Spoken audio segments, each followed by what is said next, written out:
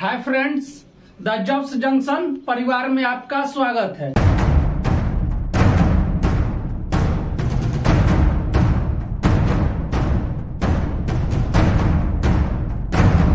अब हम लोग आज के टॉपिक को शुरू करेंगे। आज का जो हमारा टॉपिक है वह है भारत में कृषि, यानी यह जो है एग्जाम्स के पॉइंट ऑफ व्यू से बहुत ही महत्वपूर्ण है और हमारे जीवन से रिलेटेड भी बहुत ही ज्यादा महत्वपूर्ण है। ठीक है, तो आज हम बात करेंगे कि भारत में जो है कृषि कितने प्रकार के होते हैं, कृषि कहते किसको हैं, विश्व स्तर पे कृषि को जानेंगे। ठीक है, तो आइए हम लोग देर ना करते हुए शुरू करते हैं। अगर हम सबसे पहले बात करते हैं कि कृषि कहते किसको है, तो भूमि को खोदकर अथवा जोतकर और बीज बोकर व्यवस्थित रूप से उत्पन्न कर अनाज को उत्पन्न करने की प्रक्रिया को हम लोग क्या कहते हैं, कृषि कहते हैं। मतलब कृषि क्या हो गया भाई, तो पहले हम कृषि के लिए भूमि को जोतेंगे या खोदेंगे, है ना, फिर उसमें बीज डालेंगे और इसको एक प्रक्रिया के तहत बीज होगा, फिर पौधा उत्पन्न होगा, फिर उसमें पानी देंगे, सिंचाई करेंगे, फिर उससे जो हमें अनाज प्राप्त होगा वह क्या कहलाएगा, कृषि कहलाएगा, है ना। तो भूमि को खोदकर अथवा जोतकर और बीज बोकर व्यवस्थित रूप से अनाज उत्पन्न करने की प्रक्रिया को क्या कहते हैं, कृषि कहते हैं। यह डेफिनेशन आपको किसी एग्जाम में नहीं पूछेगा, लेकिन आपको जानकारी होना बहुत ही जरूरी है।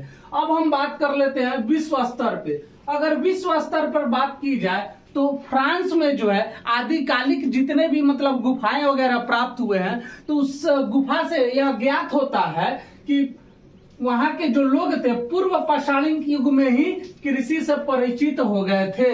मतलब फ्रांस में जो है एक तरह से कहें विश्व स्तर पे हमें कृषि का जो है साक्ष्य कब प्राप्त हुआ है, तो पूर्व पाषाणिक युग से प्राप्त हुआ है। ठीक है, यह जो है इतिहास का टॉपिक है, हम लोग इतिहास में इसको देखेंगे, पूर्व पाषाण कहते किसको है। ठीक है, अब हम बात करते हैं कि भाई भारत में भी जो है पूर्व पाषाण या नव पाषाण में कृषि का कोई साक्ष्य प्राप्त हुआ है, तो ऐसा कोई साक्ष्य प्राप्त नहीं हुआ है। तो भारत में जो है कब कृषि का जो है साक्ष्य प्राप्त हुआ है, तो भारत में आपको सिंधु घाटी सभ्यता है, यानी कि कृषि को जो है हम लोग 3 स्तर पे देखते हैं। कौन कौन, एक जो है सबसे प्राचीन सभ्यता सिंधु सभ्यता, दूसरा हम लोग देखेंगे वैदिक सभ्यता, है ना, और तीसरा देखेंगे मध्यकाल, है ना। तीनों जगह से सबसे पहले हमको सिंधु घाटी सभ्यता से जो है कृषि का साक्ष्य प्राप्त हुआ है। वहां पे आपको अन्नागार वगैरह प्राप्त हुए हैं, चावल के साक्ष्य प्राप्त हुए हैं, जौ के साक्ष्य प्राप्त हुए हैं। टोटल 9 प्रकार के कृषि का साक्ष्य प्राप्त हुआ है। फिर हमें वैदिक काल में भी जो है कृषि के साक्ष्य प्राप्त हुए हैं, है ना। उसके बाद सिंधु घाटी सभ्यता से वैदिक सभ्यता में जो है थोड़ा बदलाव हुआ है कृषि करने के तरीका में। फिर अगर हम बात करते हैं मध्यकाल की, तो मध्यकाल में भी जो है वैदिक सभ्यता सिंधु सभ्यता उनसे जो है बहुत सारा चीज बदलाव हुआ है ना। इस तरह से हमें कृषि में बदलाव देखने को मिलते हैं। उसके बाद हम बात करते हैं कि ब्रिटिश कालीन, यानी कि जब भारत में अंग्रेज आए तो उस समय, तो जब भारत में अंग्रेज आए उस समय तक जो है कृषि भारत में जो है खाद्यान्न के रूप में था। मतलब केवल खाने के लिए, जीने के लिए जो है कृषि का प्रयोग होता था। परंतु जब अंग्रेज आए, अंग्रेज अपना साम्राज्य यहाँ पे स्थापित किया, उसके बाद जो है भारत में कृषि क्या हो गया, व्यापारिक हो गया, यानी कि व्यापार की दृष्टि से इसको देखा जाने लगा। क्लियर है इतना बात। तो भारत में जो है सर्वप्रथम साक्ष्य कहां से हो गया भाई, तो सिंधु घाटी सभ्यता, वैदिक सभ्यता और मध्यकाल। ठीक है, उसके बाद जब अंग्रेज आए तो अंग्रेज के पहले भारत में कृषि क्या था, खाद्यान्न के रूप में था। उसके बाद जब अंग्रेज अपना साम्राज्य विस्तार कर लिए, उसके बाद कृषि क्या किसमें बदल गया, व्यापारिक कृषि या व्यवसायिक कारण से, यानी कि पैसा कमाने के व्यू से जो है कृषि होना शुरू हो गया अंग्रेजों के समय में। उसके बाद अगला जो हमारा पॉइंट है वह कि भारत में बदलती कृषि प्रवृत्तियां। मतलब कहने का मतलब है जैसे सिंधु घाटी सभ्यता, वैदिक सभ्यता, इन सब तरह से जैसे जैसे युगों का समाप्ति हो रहा है, नए युगों का आगमन हो रहा है, वैसे वैसे इस कृषि में भी बहुत बड़े स्तर पे बदलाव देखने को मिल रहा है ना। तो अगर हम बात करते हैं कि भारत में जो है किस तरह की बदलती कृषि की प्रवृत्तियां, इसमें मुख्य रूप से क्या होता है, तो 2 प्रकार की हो जाती है। कौन कौन, एक नीतिगत, दूसरा संस्थागत। कौन कौन हो जाएगा, नीतिगत और संस्थागत। नीतिगत में जो है आपको नीतियां आ जाएंगी और योजनाएं आ जाएंगे, और संस्थागत में संस्थाओं की स्थापना, कृषि के प्रकार, कृषि पद्धति, कृषि क्रांति, यानी कि ये सब संस्थागत हो जाएंगे। ठीक है, तो नीतियां यानी कि जो हमारा कृषि है, हमारे देश का कृषि है, उसको बहुत ही उच्च स्तर का और बहुत ही बड़े स्तर पे बनाने के लिए क्या करना चाहिए भाई, हमें नीति का निर्माण करना चाहिए। और ऐसा माना जाता है कि कोई भी काम अगर आप बिना नीति के करते हैं तो वह अत्यधिक चांस है क्या होगा, असफल होगा। इसलिए जो है हमें कृषि से पहले भी क्या होना चाहिए, नीतियां बनानी चाहिए। यह नीति कौन बनाता है, तो यह नीति आपके सरकार बनाती है, केंद्र सरकार बनाती है, राज्य सरकार बनाती है। वह जो है राज्य स्तर यानी कि देश स्तर से लेकर के एकदम पंचायत स्तर पर जो है नीतियां का निर्माण किया जाता है। उसके बाद दूसरा जो है वह है योजनाएं,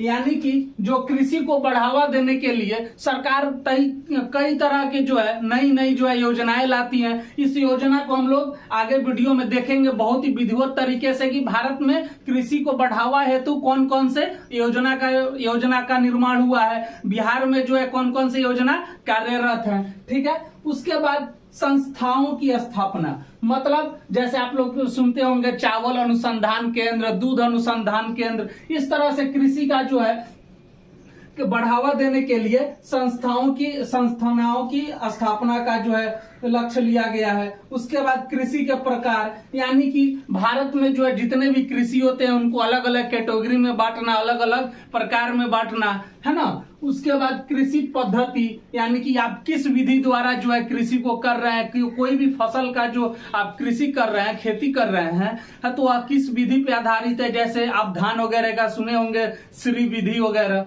है ना। उसके बाद कृषि क्रांतियां, यानी कि भारत में जो है कृषि को बढ़ावा हेतु कौन कौन सी महत्वपूर्ण क्रांतियां आई हैं उसको हम लोग देखेंगे। तो आप लोग हमारे साथ बने रहिए वीडियो में लास्ट तक एकदम, और सबको हम लोग बहुत ही विधिवत तरीके से देखेंगे।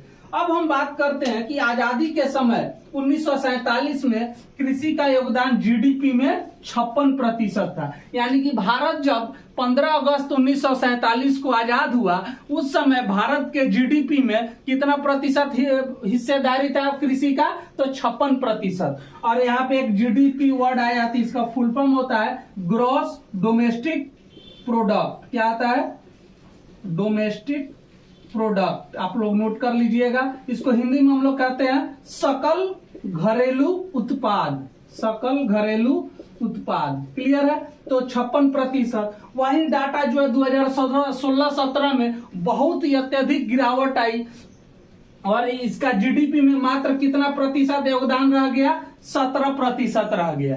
क्लियर है, यही एक ऐसा पेशा है जो करता है वह अपने अगले पीढ़ी को नहीं करने देना चाहता।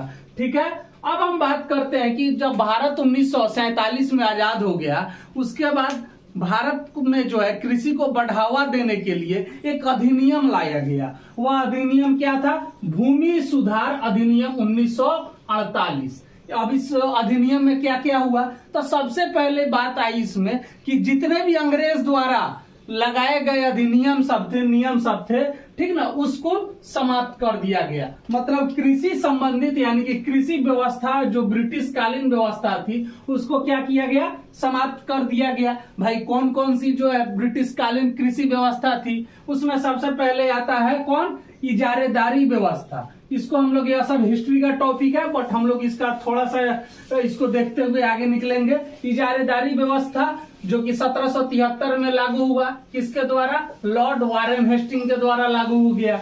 और इसमें जो है 5 वर्ष का नीलामी का अधिकार दिया गया था।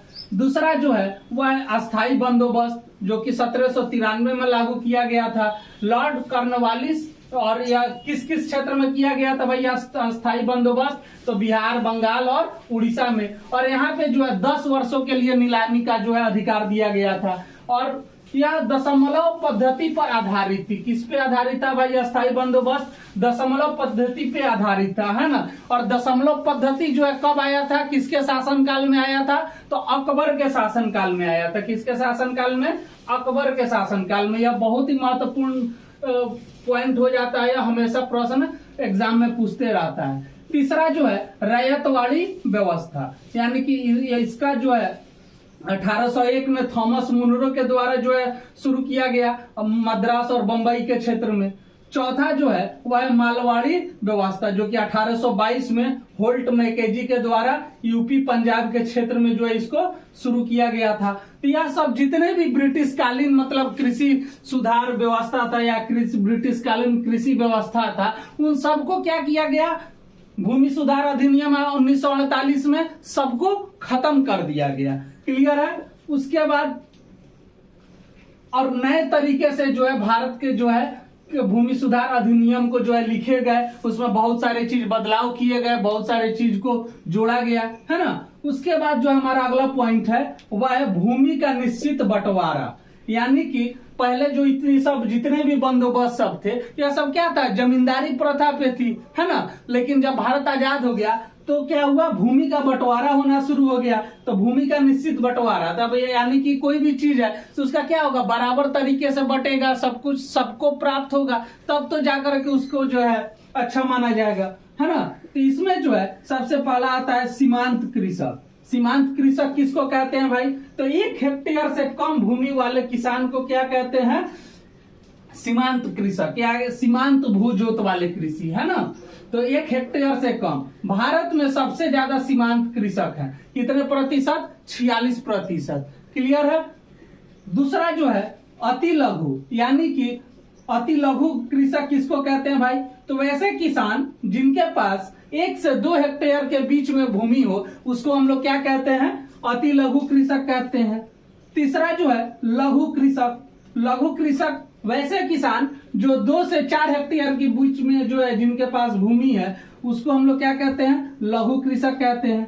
चौथा जो है मध्यम कृषक। मध्यम कृषक जो है 4 से 10 हेक्टेयर बीच वाले भूमि वाले किसान को हम लोग क्या कहते हैं, मध्यम कृषक कहते हैं। उसके बाद आता है वृहद कृषक, यानी कि वैसे किसान जिनके पास 10 हेक्टेयर से ज्यादा भूमि है उसको हम लोग क्या कहते हैं, वृहद कृषक कहते हैं। तो यहाँ तो हो गया भूमि का बंटवारा भाई।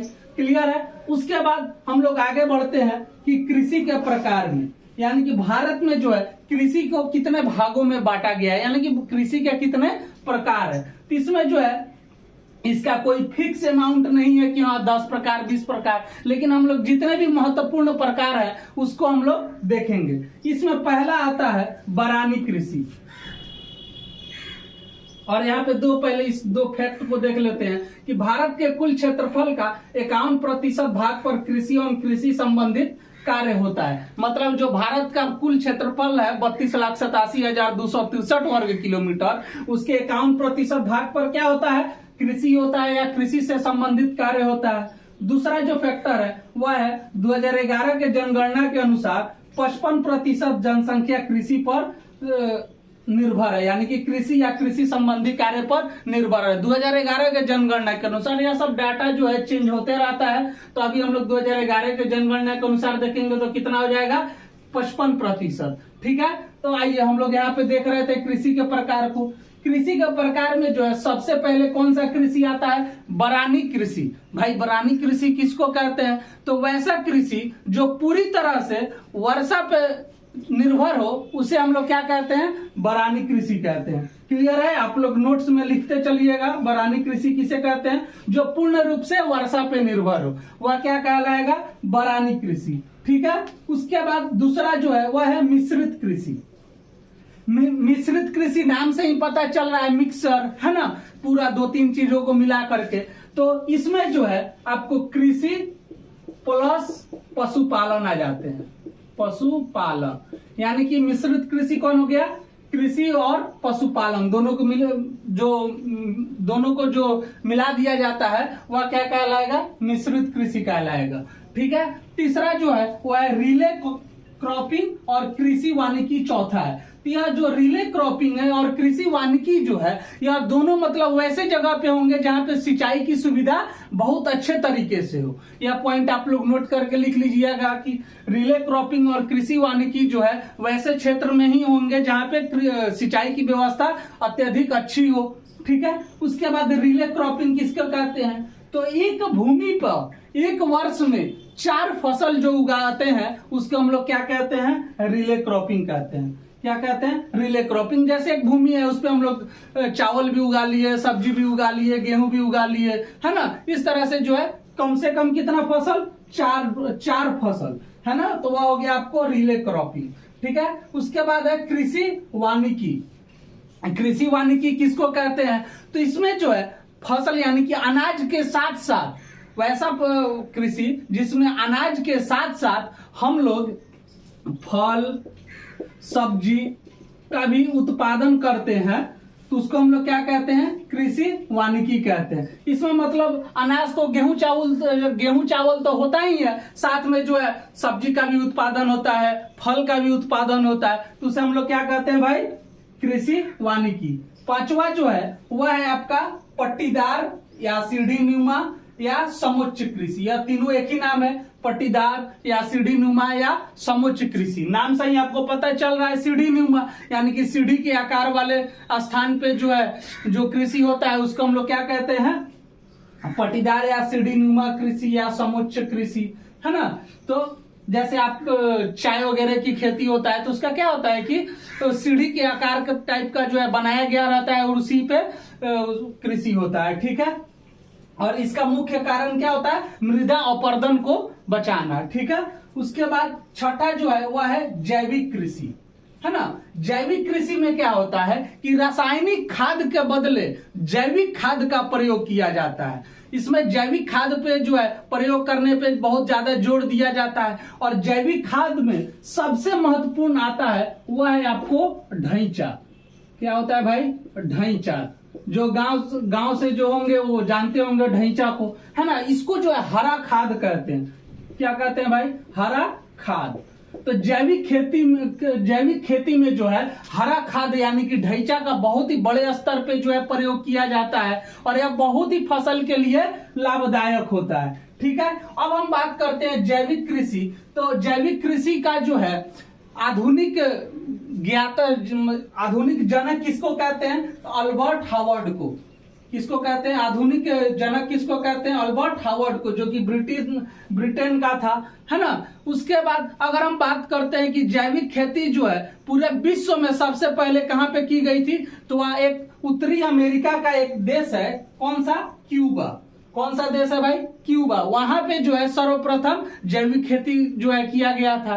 अब अगर हम बात करते हैं कि भारत में जो है सर्वप्रथम जैविक खेती कहाँ की गई थी, तो वह हो जाएगा सिक्किम राज्य में। कौन सा राज्य हो जाएगा, सिक्किम राज्य में हो जाएगा, ठीक है। उसके बाद अगर हम बात कर लेते हैं कि सर्वाधिक जैविक खेती भारत में जो है किस क्षेत्र में होता है, तो पंजाब के मैदान में। कहाँ पे होता है भाई, पंजाब के मैदान में होता है, ठीक है। तो जैविक खेती आपको समझ में आ गया, ये सब पॉइंट बना के आप नोट करते चलिएगा।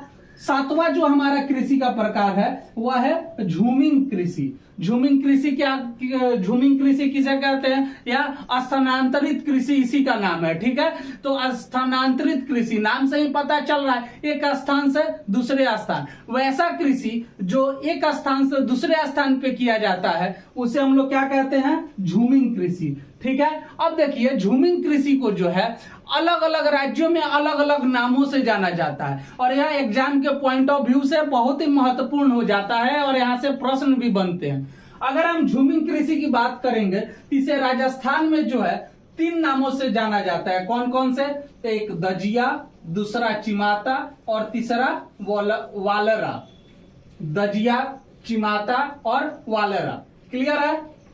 इसमें जो है वनों को काट कर, दजिया जो है वनों को काट करके कृषि किया जाता है। उसके बाद चिमाता जो है वनों को जला करके किया जाता है और वालरा जो है वहां के राजस्थान के आदिवासियों के द्वारा जो क्षेत्र में किया जाता है झूमिंग कृषि, उसको हम लोग क्या कहते हैं, वालरा कहते हैं, क्लियर है। दूसरा जो है केरल में जो है झूमिंग कृषि को किस नाम से जानते हैं, तो कुमारी के नाम से जानते हैं, ठीक है। उसके बाद मध्य प्रदेश और छत्तीसगढ़ में जो है झूमिंग कृषि को किस नाम से जानते हैं, तो देपा के नाम से जानते हैं। किस नाम से, देपा के नाम से।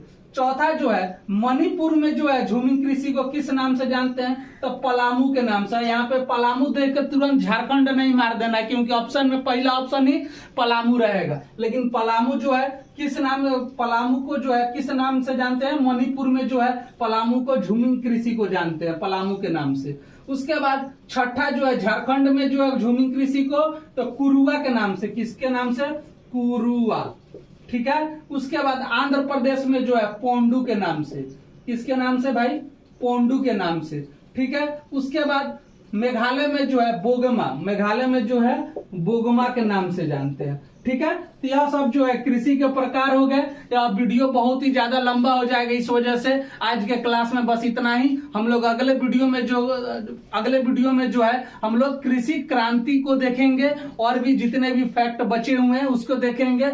आपने अगर द जब्स जंक्शन चैनल को सब्सक्राइब नहीं किया है तो उसको जल्दी से सब्सक्राइब कर दीजिए। धन्यवाद।